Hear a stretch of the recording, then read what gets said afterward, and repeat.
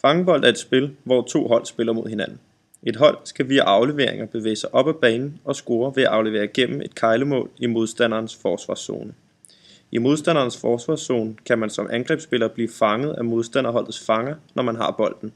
Bliver man det, får man en løbestraf, og ens hold kommer i undertal. I fangebold scorer man ved, at en spiller fra angrebszonen afleverer bolden gennem to stolper, hvor en fra eget hold står på den anden side og griber bolden. Man må i fangebold kun bevæge sig uden bold.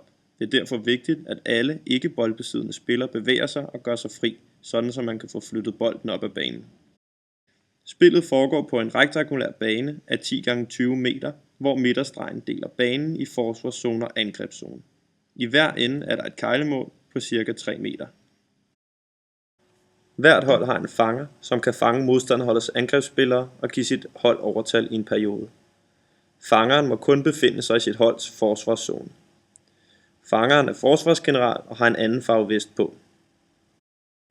Jokeren er med på angriberholdet og er med til at skabe overtalssituationer for det angribende hold. Så når bolden skifter jokeren hold.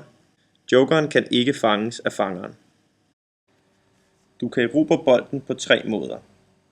Ved at fangeren fanger en angrebsspiller, hvis modstanderholdet taber bolden, eller hvis du afbryder en aflevering. Hvis ikke afleveringen gribes eller slås i jorden, fortsætter spillet. Når man bliver fanget af fangeren, koster det en løbestraf rundt om banen, og ens hold kommer i undertal. Fangerens hold sætter bolden i gang så hurtigt som muligt ude for siden af banen. Her er et eksempel på, hvordan en overtalssituation hurtigt kan blive til scoring.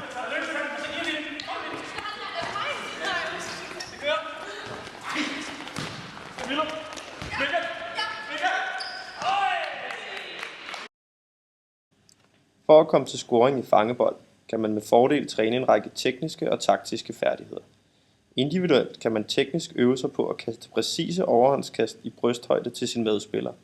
Man kan også øve sig på at gribe med begge hænder foran brystet.